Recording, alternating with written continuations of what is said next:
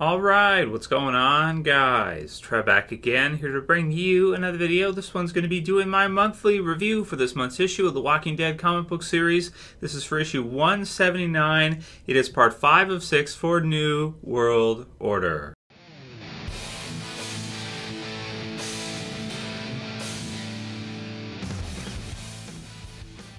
And spoiler warning, if you guys have not read this issue yet for The Walking Dead, Comics want to do my monthly review for this issue after it being released today. So this is the second last issue in New World Order, and it's pretty exciting for the setup for the final one because in next month's issue, issue 6 of 6, it looks like we're going to see Rick actually meet Governor Milton. So we're going to see Rick, the leader, of course, of our survivors or our joint communities, meeting with the leader of the Commonwealth with Governor Milton. And that, I'm thinking, will probably be the most exciting part of the New World Order story arc. Now, how negotiations are going to go, what's going to happen in the future of the series, will be exciting to see whether or not Rick wants to join the Commonwealth, whether or not, because he's used to being in charge himself, and he's used to kind of steering the ship for the joint surviving communities. I'm sure he has quite a bit of confidence in himself at this point to help the group stay alive, even if there's going to be some casualties here and there as a result of them defending themselves and, just surviving in the zombie apocalypse. Life has been, of course, kind of tough for Rick and the rest of our group.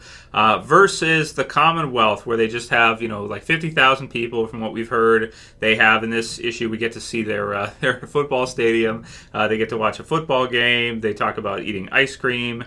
And they just have what seems to be a life that is a lot more similar to that of regular living, right? People have jobs.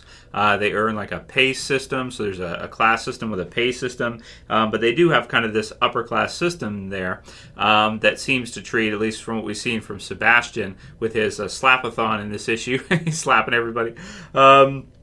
Unrightfully so as well, too, when he probably shouldn't be. Getting to see this upper class idea. So you have this upper class system where they kind of just mistreat the people of the lower class, but at the same time, when they explain it afterwards, it kind of makes a little bit more sense, where you get to understand that, well, people in the one class can work in certain classes to try to get up to the higher classes, climb the ladder, that kind of deal. A lot like in regular life, right? And part of this, what I like about this whole kind of idea is part of it maybe does have some commentary on regular life because of the way this group is set up.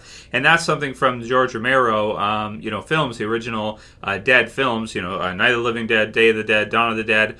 He always had some commentary in there. So like, if, for example, you look at Dawn of the Dead with the mall, the shopping mall, and the zombies that are going through the shopping mall, it's kind of a commentary on blindless consumerism. So even when people are in their zombified state, they're still going to the mall, they're still kind of like walking around shopping like zombies. So it's kind of a commentary on society. With this one here, I do get some parallels with kind of the way he would do that in the Walking Dead version, where it's kind of a commentary in some ways about class systems, I want to say. And then we also get this idea later on when Governor Milton, which is maybe the highlight of the issue, I guess, as they're just about to go to Alexandria, they're just about to meet Rick, and she gets an eye shot of what Alexandria looks like, and she says, "What a shithole." Right? So it's kind of funny. So it really kind of just brings in this kind of whole idea of this class system even more. And already, before she even meets Rick, before she even meets the others, she's looking down on him, right? You can see this whole class idea. She's saying, "What a shithole," right? Which I take offense to that because I don't live in the nicest place. I live in kind of a cheaper, older house, and it has some issues. It's not it's not that, I don't have a chandelier or anything like that, right? So I do get offended when people judge the place based on that, right? Because it's like, it's your home. You worked hard to build it. You worked hard to, put everything together in it. And here comes somebody, comes along and just wants to judge it before they've even been inside. They just see it from outside and think, what a shithole, right? So, So I not off to a good start, I want to say, as far as the negotiations go, even before she's met Rick, to kind of precondition things, even before she's even negotiated with him or said a word to him, she's already judging Alexandria. She's already judging them and saying, "What a shithole." So, undoubtedly, madam. So, I can't think that this is going to go very well. It sounds to me like in issue 6, and this is kind of predictions, but I'm thinking that she's probably going to tell Rick, like, we can give you this kind of a life and you owe us this kind of deal. And Rick is probably going to be like, wait a minute, not necessarily all for this. So we'll have to see how that goes. This is a review for issue 179, not predictions for 180, and the final part for NWO. But I don't think, based on what we've seen here in this issue, this is probably going to go well between Rick and Governor Milton. It sounds to me like Governor Milton is disrespecting their way of life right away, taking an elitist kind of upper class bias against it, thinking that it's beneath her or it's whatever, and that they're going to have to owe her one. And Rick's probably going to be. He worked really hard to build what they have. So, it's kind of, again, some commentary on things you can see in real life too, right? Among, you get some people like super rich, right? And they look down on people that are not as fortunate as them. And I guess in the zombie apocalypse here, we're seeing Rick and the others comparing them to the Commonwealth. It's true that in terms of wealth, they're not, Rick and the others have to survive and do what they have to do to make it.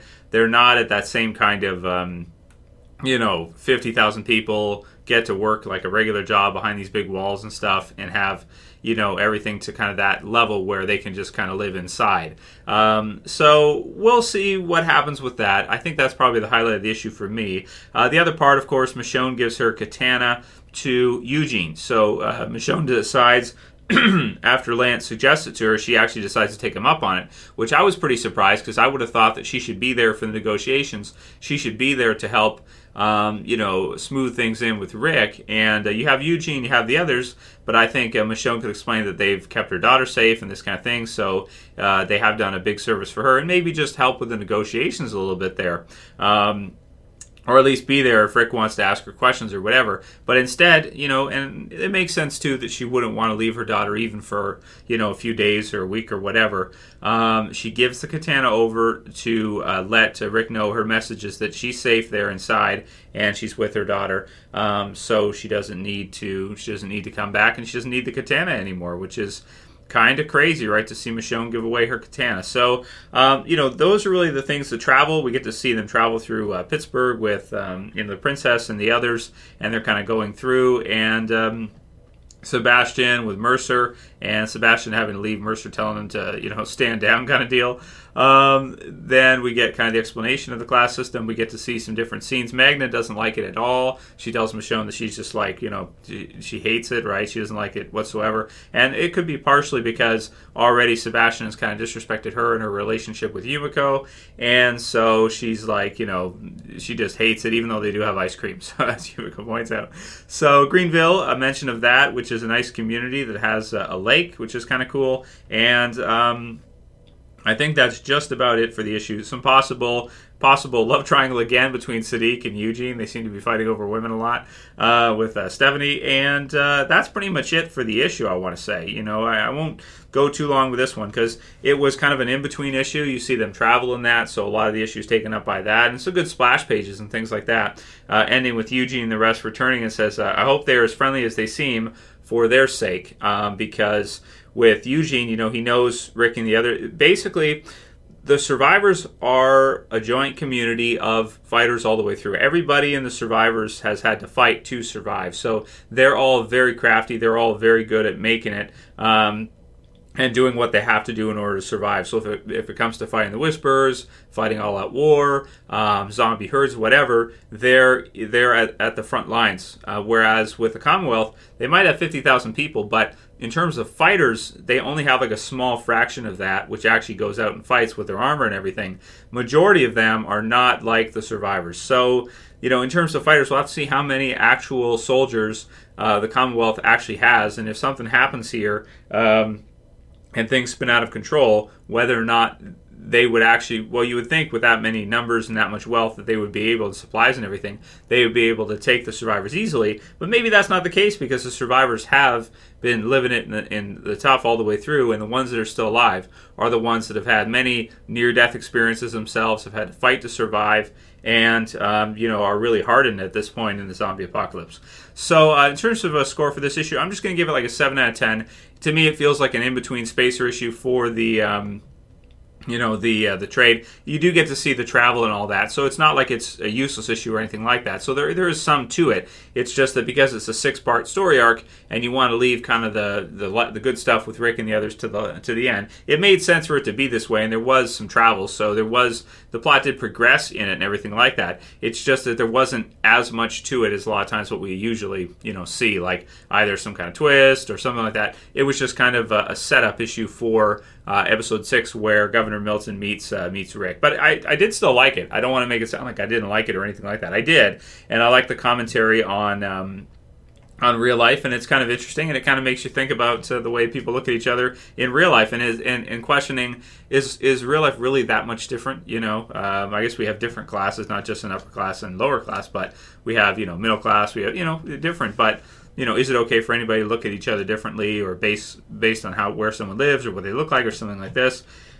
Interesting stuff. Interesting questions. So you guys can leave your comments below. Let me know what you thought about this issue if you got a chance to read it through. And if you like this review, please don't forget to thumb it up below. You can also share and favorite. And if you're new and you want to subscribe to the channel, I would appreciate it. You can subscribe at the bottom left. That's it for this one. I'll see you guys again soon for another video. As always, it's Trev, and I'm saying peace later, guys. See you soon.